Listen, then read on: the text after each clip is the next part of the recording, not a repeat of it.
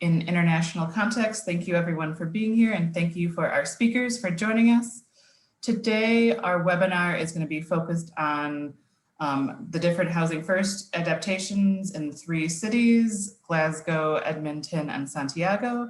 And then we also have Sam Tsemberis, who is the founder and originator of Housing First.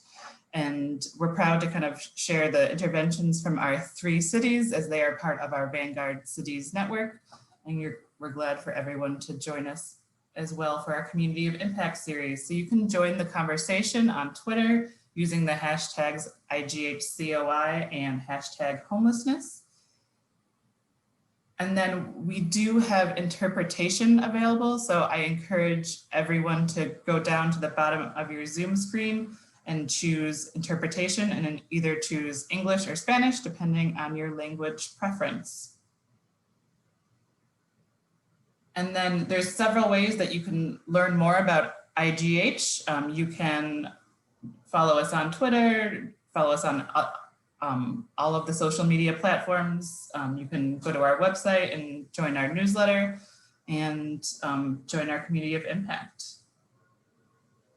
We've also launched a LinkedIn Community of Impact group. We're launching it today. So you can go to our website and join the LinkedIn group. And you can also, we'll be sharing the link in the chat for you to join. And this is just a way to, as another knowledge sharing platform for peer learning, sharing of research and best practices, and then kind of joining our network of homeless practitioners from around the world. And this is just a list of our speakers today. Our first speaker is Dr. Sam Tsemberis. He is a clinical community psychologist who originated the Housing First program. He serves as the CEO of Pathways Housing First Institute and a clinical associate professor at UCLA Department of Psychiatry and Behavioral Sciences. So thanks so much, Sam, for joining us. Thanks, Julia. Pleasure to be with you. Good morning, good afternoon, everyone. I have a few slides that I'm going to use to make a few introductory comments, which will be brief because we have a great panel of presenters talking about Housing First programs from around the world.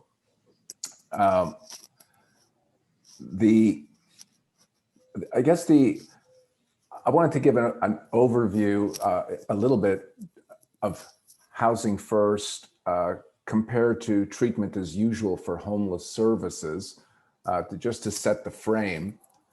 I guess because this is the international global community of providers and researchers and advocates, something that I think is important to keep in mind is that homelessness is certainly not the same at a global level, that it is dependent not on individual characteristics of the population that's homeless, but it's more correlated with the characteristics of the political and economic context of the countries in which homelessness takes place. I mean, my comments are all about, let's look at the macro system. Let's look at the politics, look at the economics, look at income distribution, look at racial disparity to account for homelessness rather than individual characteristics of the usual, mental illness, addiction, physical health problems. Not that those issues are not also part of the story, but if we're going to look to change homelessness, we're not going to do it through individual interventions. We're going to do it through macro systems. And the 3 programs you'll hear about today are large-scale, system-wide implementations. One note about this slide, which is, as you would expect, the color coding of this slide from light green to dark green reflects the income disparity in a country. And the gray bars tell you the per capita rate of homelessness in those countries, so that the higher the income disparity in a country, the greater the number of people who are homeless per capita, and the fewer social services, including social housing and other affordable housing in that country. So one of the things about homelessness, and we use this word all the time, is that it's actually a word that obscures what goes on rather than explains it. Homelessness has become a category where we label an individual who has often been through different systems, and those systems have failed them, whether it's the educational system and they've missed their ability to learn and out of frustration drop out of school too early, whether it's the mental health system where someone goes for treatment and they are discharged back to the street without any awareness that they have no place to live, or whether it's the criminal justice system where someone who's already homeless is arrested and then is sent back out onto the street. Rather than look at the problems of the larger systems, people end up homeless, and we have created in some countries, not everywhere, not in the Southern Hemisphere, save for Australia and New Zealand, is relatively free of homeless industrial systems that just attend to this situation, primarily because homelessness is only recently becoming defined as a social problem. But in the Northern Hemisphere, we have created an entire industry of homeless services that has not really been very effective. And I think the programs you'll hear about today are a departure from treatment as usual in homeless systems and how they work. There's a lot of literature on who is homeless and for how long. Again, a focus on prioritizing resources for people who are homeless, because the category of homelessness is much, much larger than the resources available to them. And so communities have had to think about, well, who is going to get a place to live, given that there are so many people in line to get it? And we are put into impossibly difficult situations of prioritization and selection among people who are all in need. And different communities focus on different subgroups of the population: chronically homeless, people who are frequent users of systems, people who are the most vulnerable. And of course, in the last year and a half, everybody who either had COVID or was at risk for COVID suddenly got a house, which was probably, in the last year and a half, I'd say we've all seen the most radical and expansive version of what might be called housing first, as so many cities began to use abandoned hotels and motels to bring people in, screaming that it's not safe to have people homeless and it's not safe to have people in congregate housing. They need their own place right away. There are two kinds of homeless programs, I would say. One group of home programs is the group that keeps people homeless, and the other are the programs that end or prevent people's homelessness. You can really classify them in that way. The programs that keep people homeless are the programs that are focused on treatment, sobriety, spiritual redemption, perfect mental health, or other characteristics that require people to become ready for housing. In those programs, somewhere between 30 and 40% of the people succeed of ever exiting homelessness.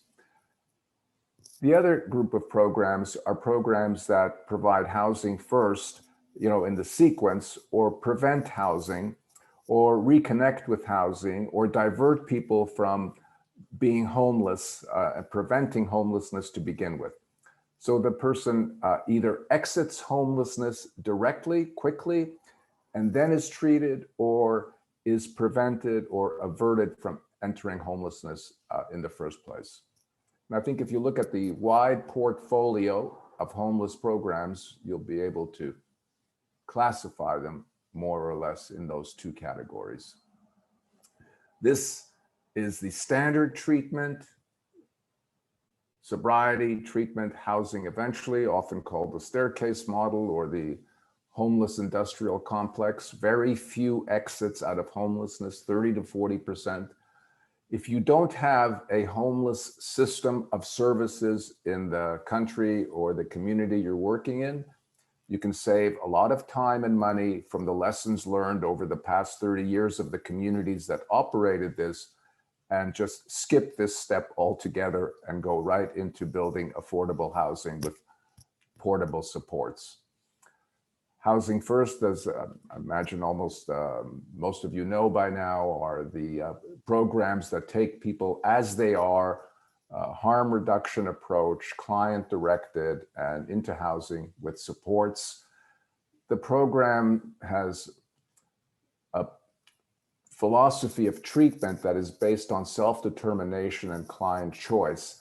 It's a program that is best known for ending homelessness, but is actually founded on the philosophy of psychiatric rehabilitation that is actually looking to help people recover their lives.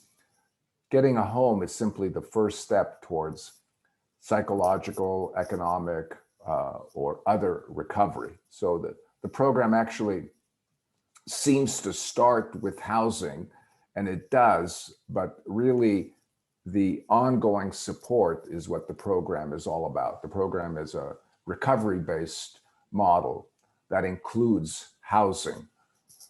And that's an important distinction, because what happens in a lot of implementations is the person is housed and there's such a relief to ending homelessness that that becomes the end of the story. Whereas in fact, that's really only the beginning of the story of individual recovery.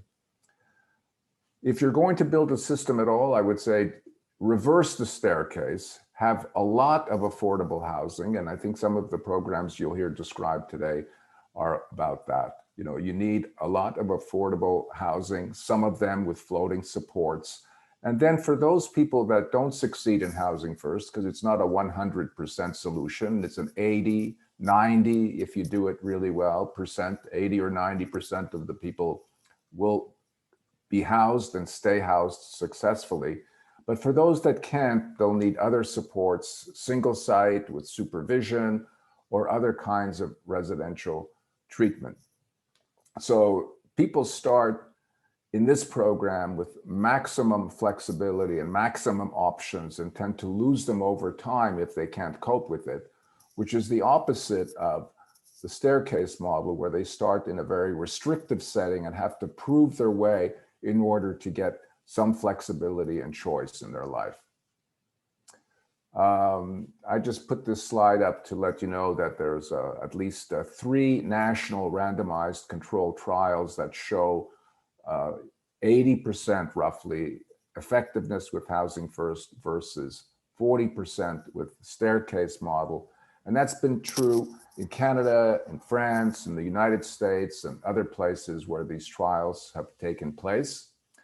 And the program that started really with focusing on people on the streets with severe psychiatric and addiction problems has expanded to serve, Maori and indigenous cultures in Canada, New Zealand. It's long been used for homeless families, youth, victims of domestic violence, and those leaving institutions. The program principles, choice, separation from housing, floating supports remain the same, but the services are adjusted depending on what population you're serving. And that's one of the interesting things I think that you'll hear about the presentations today, that we are talking about 3 very different countries and cultural contexts, but the similarity among the principles applied, I think you'll find to be quite similar. And, that's the other lesson, that in the past year and a half, COVID-19, I've been working in Los Angeles, 15,000 hotel, motel rooms available, and people moved right from the street into hotel rooms without any questions asked, no treatment or sobriety. And it just makes me regret that we didn't call homelessness COVID-19 to begin with, we would have ended it, 25 years ago. So that's those are my introductory remarks. I'm going to turn it over to the program presenters. And just one word about program fidelity is that it's important, as Housing First gets scaled up, it's important to pay attention to the principles of how it works so that it's not watered down, but is scaled up in a way that is consistent with fidelity, that people get homes, but they also get the kinds of supports that they need in order to succeed. Far too often, it's confused with just offering a person a house and people walk away and you don't have the kind of housing retention rate you have. So program fidelity is something to attend to. And I think as we listen to these conversations, try and think how close to program fidelity are these programs. Thank you very much.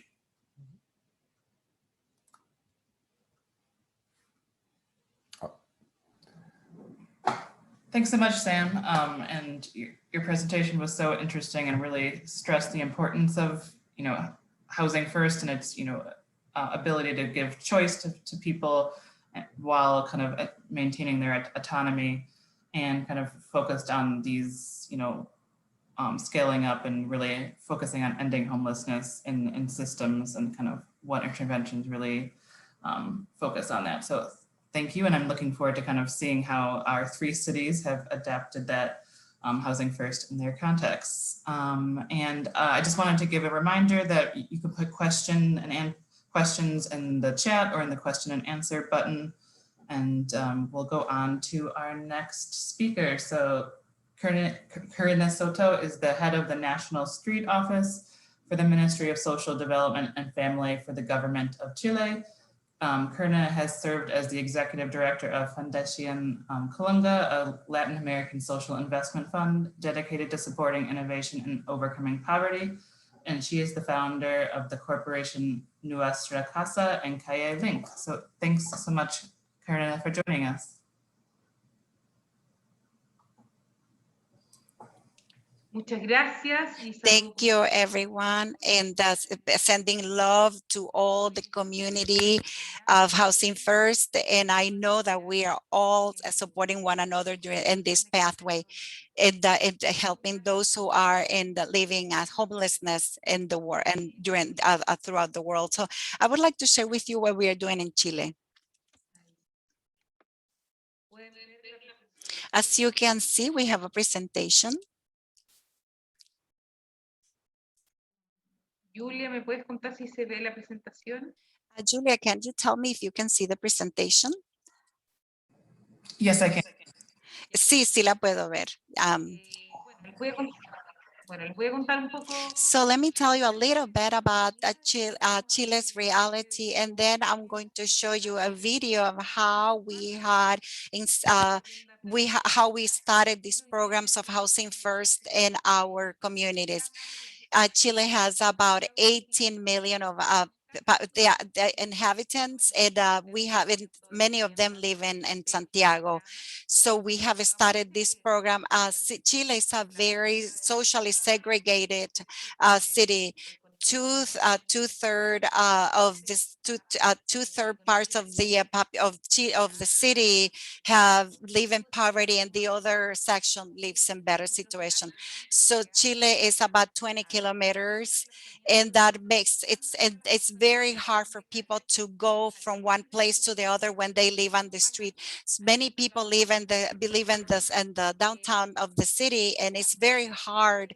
But we have tried to move them away from the center of the city, but it's been very hard now with the pandemic, and many people who live on the street have died, and they have tried to move to the center of the city because we have 6,000 people with homeless, and they use the streets to live, and we are trying to find a place for these people to live, and it's very hard for these people who live on the street. So we have been able to help many of them, and we have different programs, and we have a House First is a program that we have created as a paradigm to shift and Chilean social policy. So we also have participants, and this is focused on people who are 50 years of age, who have been living on the street for more than 5 years. And this has been very important for us to work with the government, but also creates alliances with other people, and with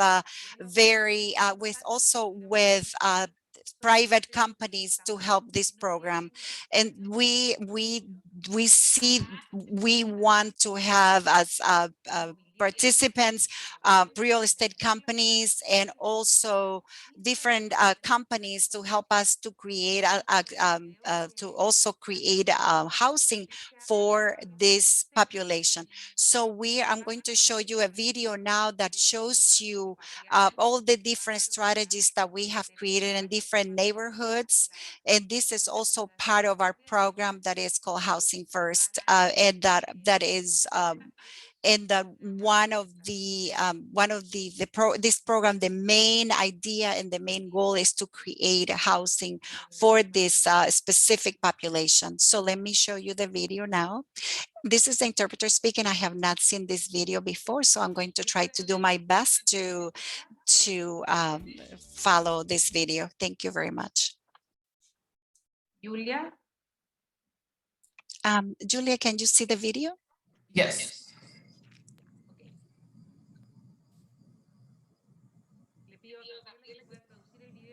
So I'm going to ask Gabriela to interpret this video because it has not have translation. Calle Cero is a strategy that we started to finish the situation that we have of homelessness in a real way. What I like about this change is that they responded to a need of people who are invisible, because homelessness many times don't exist. And it's my neighbor. They live in front of our house and we say hello. We know their stories, but at night they don't have a home. This program of Calle Cero is Zero Street. It qualifies for everyone who can qualify, and that's why it's a light, and that's why we support them. The fact that we can count with this center, and also the neighbors have been helping. This strategy of this program is a great strategy, and we hope that we can continue, because it doesn't, we are not also working with a person that is homeless, but it has also the contact with the community is very effective, because this is a community work with many people have been working with homeless and we have people from the community intervening and helping and working with the people who live in that neighborhood and the homeless people as well, so that everybody can help them, giving them home, so that this neighborhood can work together to reduce homelessness. And our goal is to diminish it within the next 2 years. So we have created places that can be shared with other people, and we see a big change working. We see that the quality of life of people of homeless have been changing, because we see everybody participating. For me, for example, it took me a long time because I couldn't do it alone, but this new program has changed. It has brought dignity to my life, and it had also changed my life. And this step by step, this process of intervention is giving fruits. And I hope that this can be multiplied. I hope this can be multiplied. Our goal is within the next 2 years, people who live within this neighborhood can work together. And if someone needs treatment because they need treatment for drugs and alcohol, they receive this treatment. If someone need help with work, that person can get a job. So what we're trying to do is to create a multidisciplinary aspect so that this continue working. So for example, San Bernardo has had 518 people living on the street. So we created this center in San Bernardo, and this is an area, and this is called CAM, and we offer everyday everyday help such as breakfast. We offer a psychosocial attention to everyone. So for example, this program has helped me to work with my mother, with my sister, and with my daughter, and it has helped me to value myself, to value my family. And my goal is to work, and I think I deserve an opportunity. We also have a route, and we have a daily execution with a social worker, and she counts everyone. She gives them all the food, and also they go through different areas of Calle Cero, and she see if everyone is receiving the help. Even though we have challenges, I think this is a great politic. And I think this is a chain of system. So I think without this would be very difficult for people who live on the streets to be able to get over and to overcome the situation if they didn't receive the help that they received. What we want to, as our strategy, is to work with the neighborhoods to eliminate homelessness. I think we're following the right path, and to help other neighborhoods to be part of this wonderful program. I hope this was clear enough. Eh,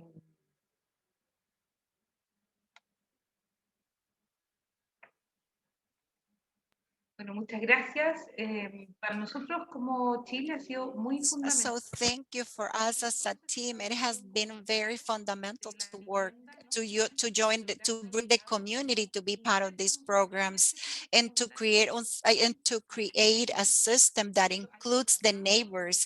In fact, we are calling many organizations and bring people who are in a situation of homelessness to start to include all of these services. And to this program has, as you can see, different components. Has housing management, because it's important to bring all the different departments, such as housing department, so that we can have all the different support from people who have the experience, and to bring these different communities to support and to create a systematic support. And that is to create different programs for all the people. We have a different kind of group, as I was saying. We want to create different programs, such as private and public system that can support the different needs of the community. And we also have different management programs that we want to bring within this different community. Right now we have 353 vacancies and 181 housing units, and we are very happy because we opened this program during the pandemic, we have created 90% stability in housing.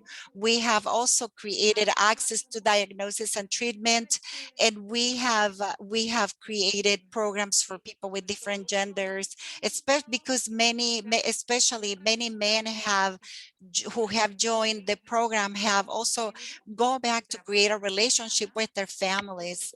Because sometimes, because men in the patriarchal system, they have to be the providers for the family, but it's very hard, because if they don't have a house, if they don't have a way to provide for their families, what happens is that they remove themselves from the families. Through these programs, we have helped them to be able to go back and reunite with their families.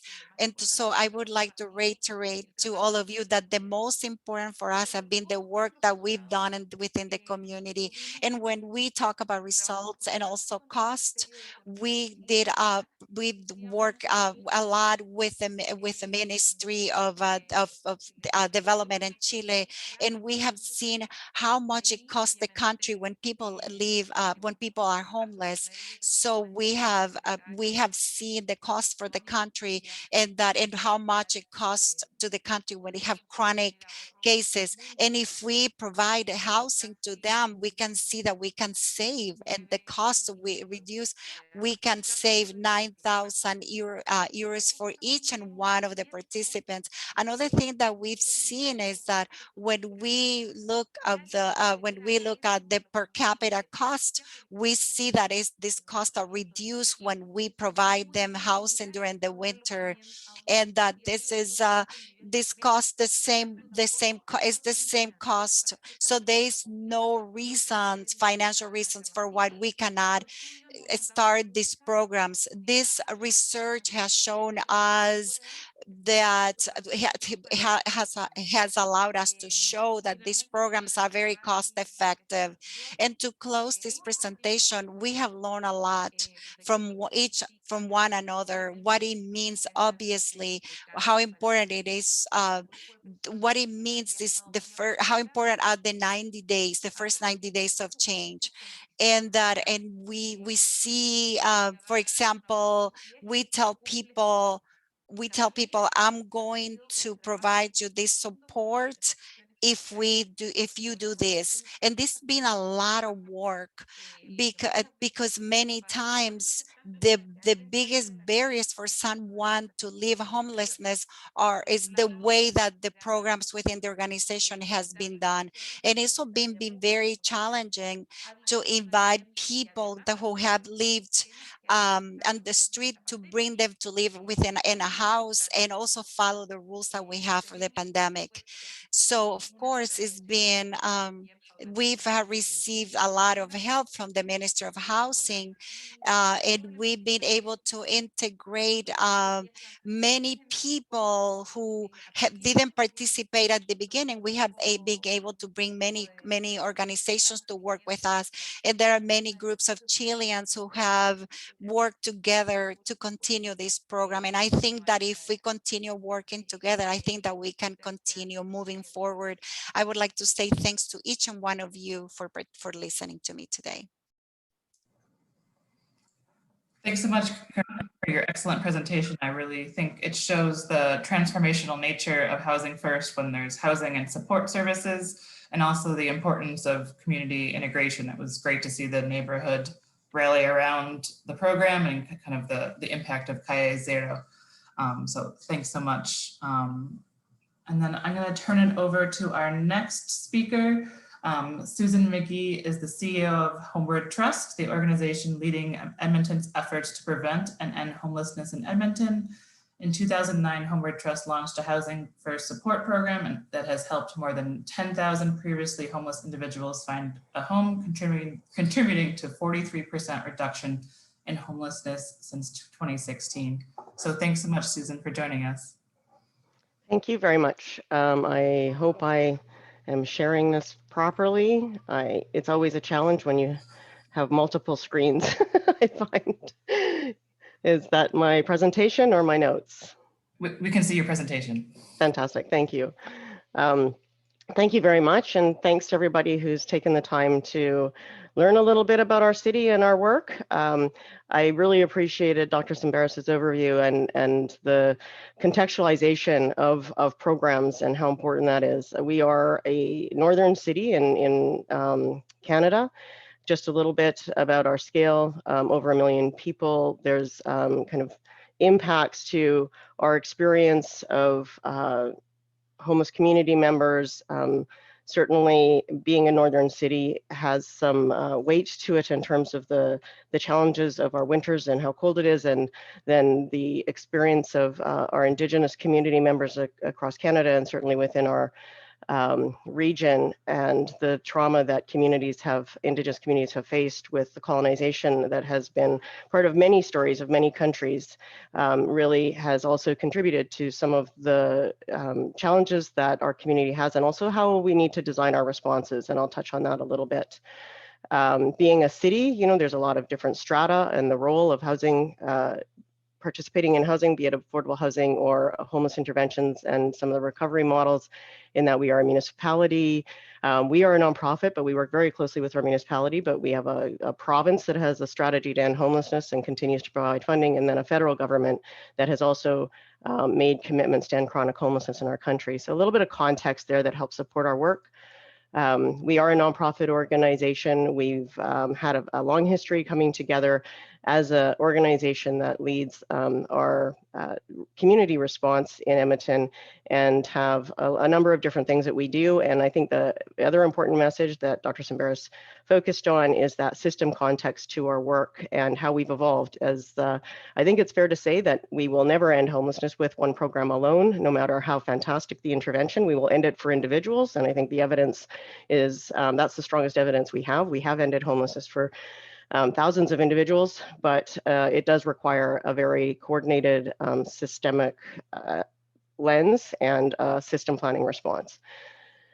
The components that we kind of focus on as we design our system to really simplify it is that we recognize that we also have a significant amount of inflow into our system. I'll get into the numbers a little bit, but from a programmatic approach, we are also focused on prevention and diversion. So folks that are newly experiencing homelessness experience it for a brief period of time, and it is addressed as soon as possible. And that is one component part. And then certainly the Housing First program is part of our intervention work, where it focuses on getting folks to housing stability and those supports for up to a year, but really to connect them with the available system supports, and and also to really coordinate and advocate for enhanced system supports in every way that we can. We do also have some more clinically focused and supportive housing programs. So really simply we're very fortunate as a community to receive funding from all orders of government.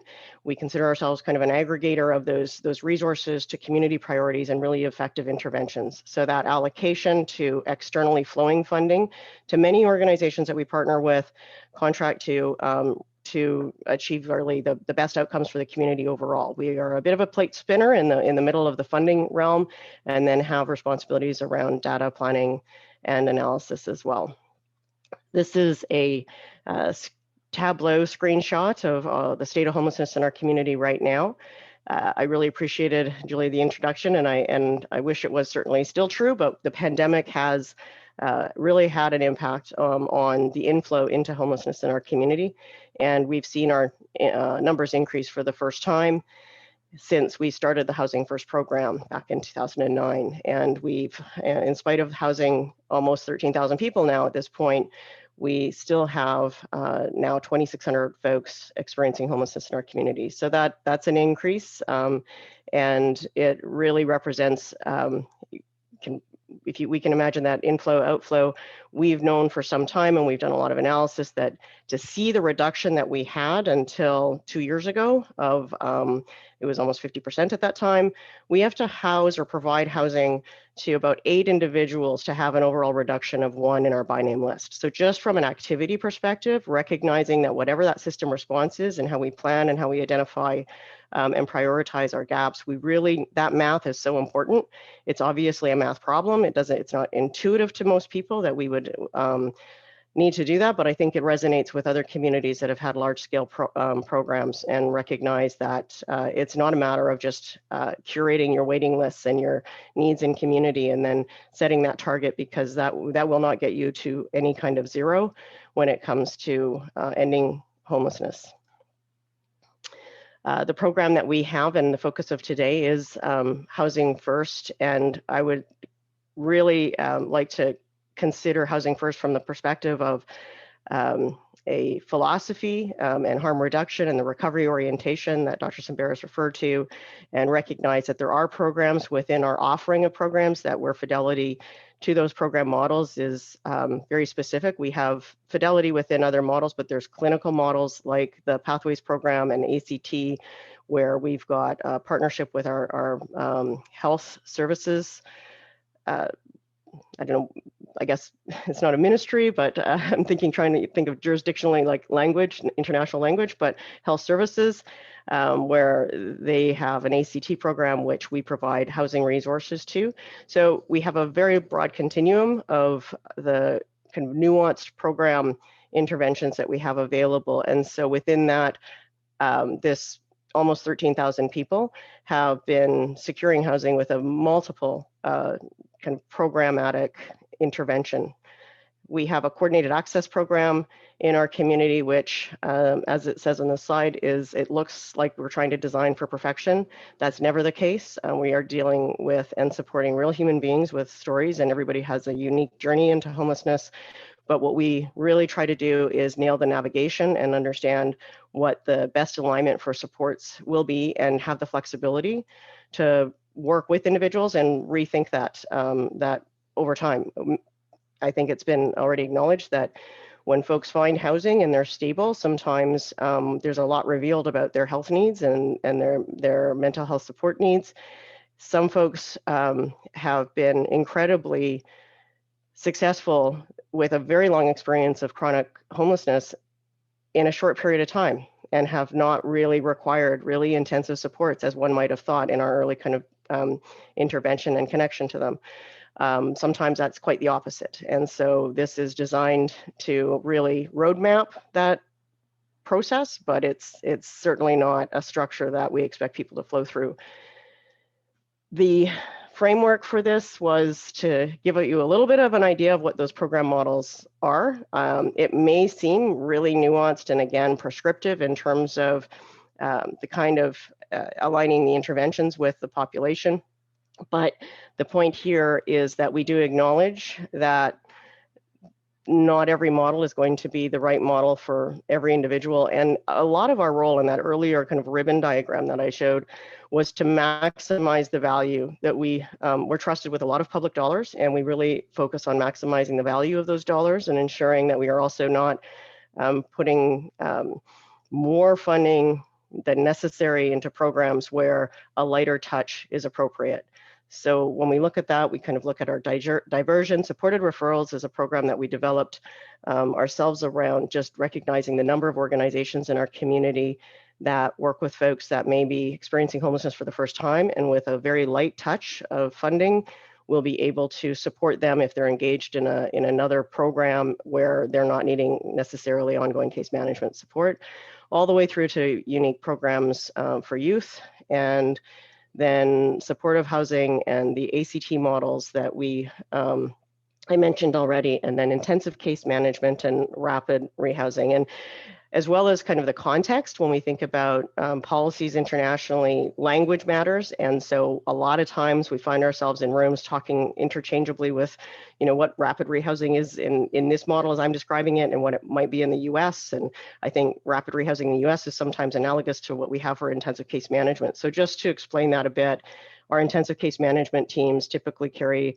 a caseload of about 15 for a follow-up support worker, and they are working with an individual for about a year. The rapid rehousing is 3 to 6 months, and the follow-up support is shorter, and the caseloads are larger, just to give you an idea of the nuance of those programs. So what we have been focusing on more recently, is the fact that amazingly, really creatively, teams have continued to house about 140 people a month throughout the pandemic, being very creative with a program that is very much hands-on. Typically, we try to incorporate client participant choice in every aspect of their journey. And in a pandemic, that becomes really frustrated by the opportunity to show multiple sites and apartments. And at the same time, there's been real success in that. That said, we also know that the pandemic has taught us so much. I could talk for hours about the pandemic, but it has exposed too that our housing pace is still too slow. And we're really trying to focus on the ways that we can innovate across our partnerships and our agencies to increase the housing pace. And one of the things that we've done to do that, this is actually another slide I won't stick on. It's just kind of gives you an idea of all of the different programmatic ways that we track housings. One of the ways that we have tried during the pandemic to facilitate and shorten that experience of from homelessness to housing once somebody's engaged is we have bridge housing is what we're calling it, and it's differently been called over the years that I've looked at housing first programs in other cities. Interim housing, the bridge focus of it is short-term and really intensely engaging people while they're in hotels. With the exception of one of our projects, they are all hotels. We have them only tied up for the next 6 months or so, but really trying to actively engage with folks in a situation where they can, where they're stably housed outside of necessarily a shelter. We still have shelters, obviously. We're working and we fund our shelters to have diversion and housing work as well. But that bridge housing model is something that the pandemic has afforded us an opportunity to really learn about and acknowledge in all of this, none of it's perfect. And so the learning is that we have to be so diligent not to introduce new program elements that actually in themselves become bottlenecks. What that looks like from a staffing model, from assertive support conversations, all of those things all of those elements of a program have been a big focus of our experience during the pandemic. And again, that urgency of pace that the pandemic created has been a really important reset for me personally. I just, I've been with the organization now for almost 16 years, and I've seen the oscillation of that, urgent pace of the startup of new programs, and then how just by nature we seem to, institutionalize work and the caution that we all need to have to not lose the urgency of addressing homelessness and the crisis that it is in or out of a pandemic. So the pandemic has given us this opportunity to introduce bridge housing.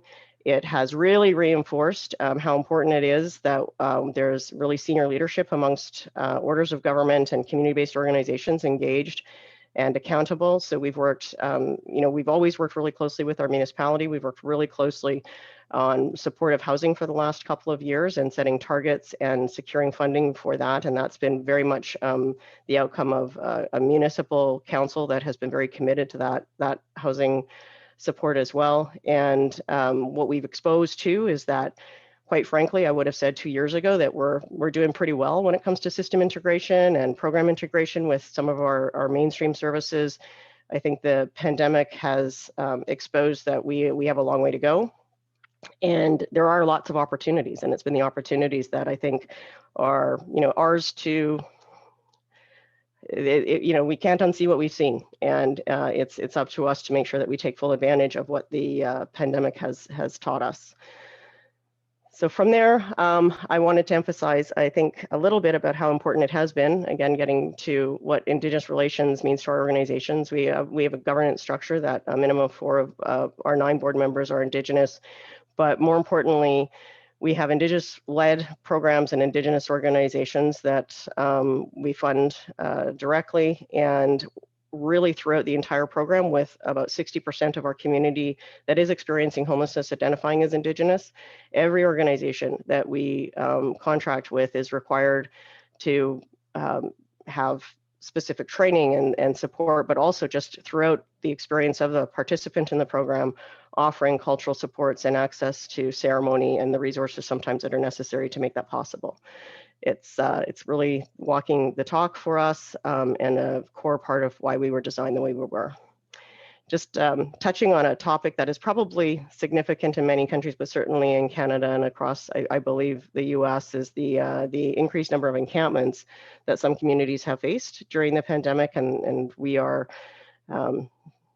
experiencing that as well. And we've really tried to connect, and there's a response that is City of Edmonton led, that we are a partner in, and we have really committed to that response to be highly coordinated and to work with community agencies to really assertively offer housing opportunities during outreach to encampments. And that's a whole other topic itself, but what's important about this is that it is integrated with the rest of the system, and again, not siloed from our coordinated access and our prioritization and access to resources.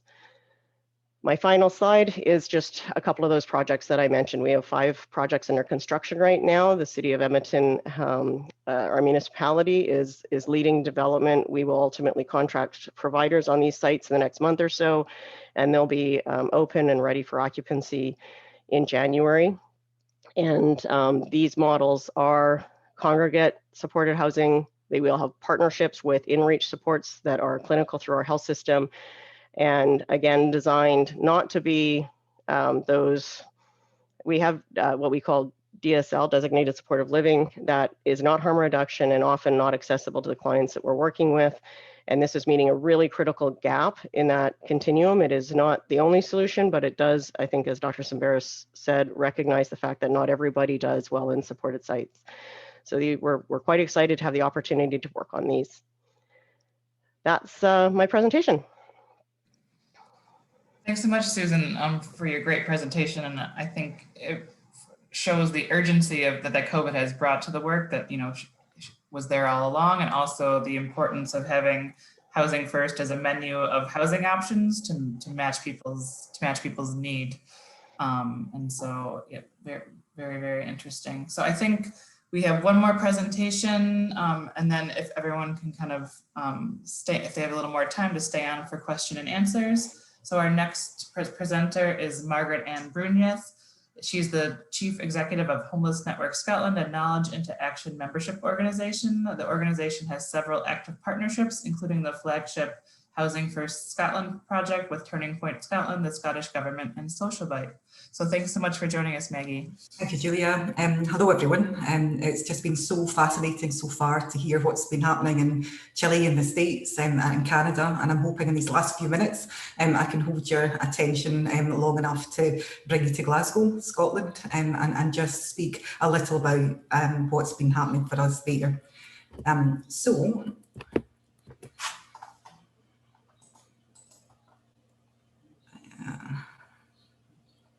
Okay, for some reason my button doesn't work, so I'll try and do it that way. I have been invited to speak very quickly on 2 points, on the Glasgow Pathfinder, the Housing First Pathfinder, and also a little bit on a wider framework for helping all partners involved in scaling up Housing First in Scotland, that has been developed over the last 12 months and that has now been published.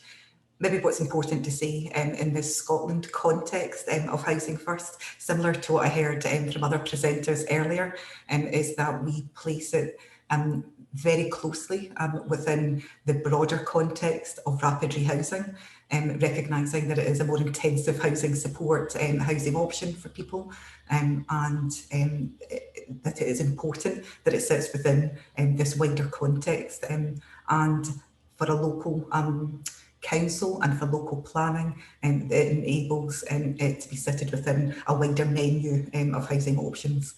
So it's important for us that we have it within that context, which is what the Scotland framework sets out as well. Okay, so let me just move my bar out the way of my own text. So what I want to explain just very quickly about the Glasgow Pathfinder is that Glasgow is Scotland's biggest city. It's the city also with the greatest prevalence of all the conditions that create homelessness. So it is starting from a place of having the hardest homelessness challenge to solve.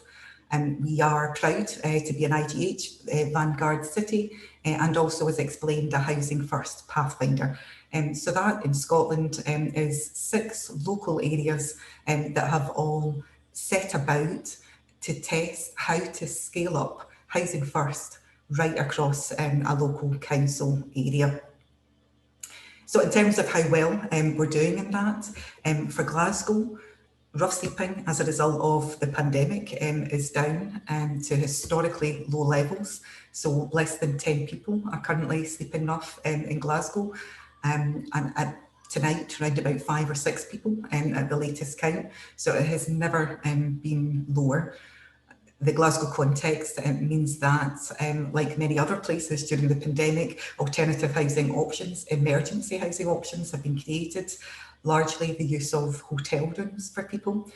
So it's not sustainable or even Housing First that people are in, but they're in accommodation and not sleeping rough. And the big challenge now is about helping people move on into permanent accommodation, and including through Housing First. In terms of Housing First, Glasgow is pretty much leading from the front in Scotland round about Housing First.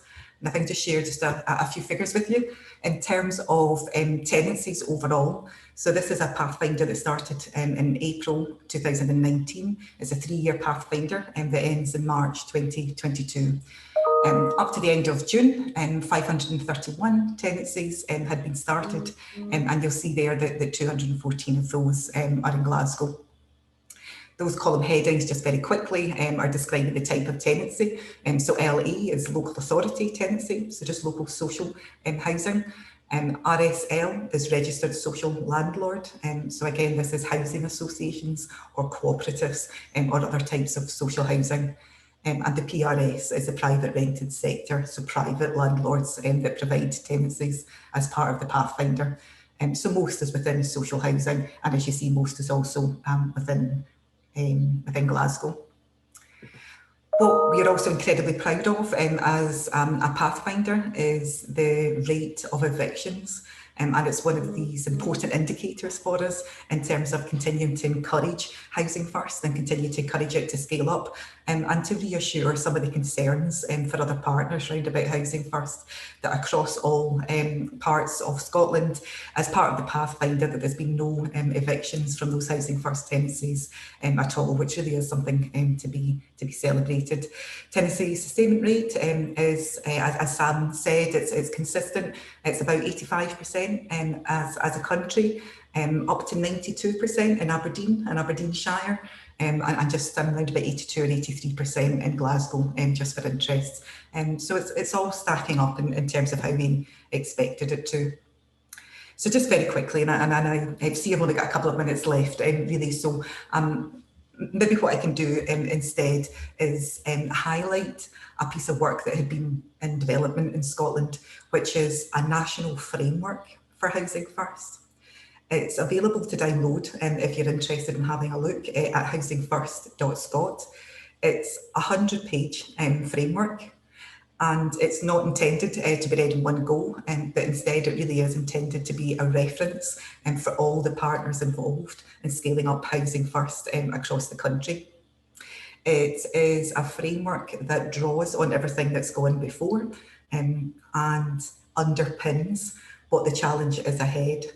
And because of that, it's deliberately a 10-year framework. So we think as a relatively small country that a 10-year programme will really allow us to make the type of impact with Housing First that we think can be achieved. I think what's also important to say in terms of the framework is it was co-published with Scottish Government, with COSLA, which is the organisation that umbrellas local councils, with Wheatley Group, which is the biggest social housing provider, with SFHA, which is the umbrella organisation for social housing providers, and ourselves. And that's an important, I guess, endorsement of Housing First by all the key partners and players across the country. What you'll see if you do have a look at the framework is you'll see 7 different sections, which I'll not have time to describe in too much detail at the moment, but just covering and putting in one place everything that's important that people might need to reference. So, for example, what the evidence is round about Housing First, what the policy context is, and importantly, how all the different policies need to cross and connect to get the best out of Housing First. A piece which is around about a route map, a kind of how-to section for local partnerships that are either starting or scaling up Housing First. We have a section which is about applying an equalities lens to Housing First and making sure that it's delivered as sensitive to different forms of inequality. There's a section which is about ensuring fidelity to the principles of Housing First and the process that's being launched this year in Scotland to assure that fidelity is being met. And then importantly, there's a final section which is a live status. This is something that's updated regularly, which sets out the different expectations that different partners have and what they need to make this a success. And that builds from 5 building blocks. So it's about recognising that to get this right and to scale up in Glasgow and across the country in Scotland, that we need high level intent from politicians, we need the right investment, we need strong and supported partnerships, there needs to be shared goal and learning, and there needs to be great communication. So what this live status section does is just keeps a note of where we are in relation to that.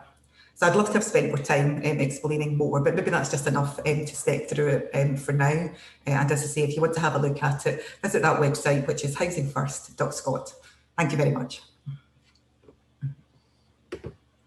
Thanks so much, Maggie, for your presentation and really showing the importance of kind of scoping for long-term impact with your plan. And I think I encourage everyone to check it out on your website. I certainly enjoyed reading over it. And I think, unfortunately, because of all this great detailed presentations from everyone, we are over time. So I think this is an opportunity to encourage everyone to go to our community of impact, and we'll kind of hopefully have an opportunity to answer some questions. So we'll definitely make that available. Lydia just put it in the chat, and I just want to thank again all of our speakers for joining us, for their great presentations, and then I think thank you everyone for joining us, and then I think we'll close it here, and then just have opportunities to share online in the future.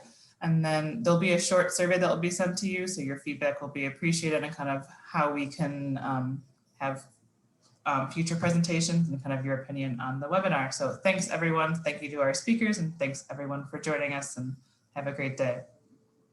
Okay.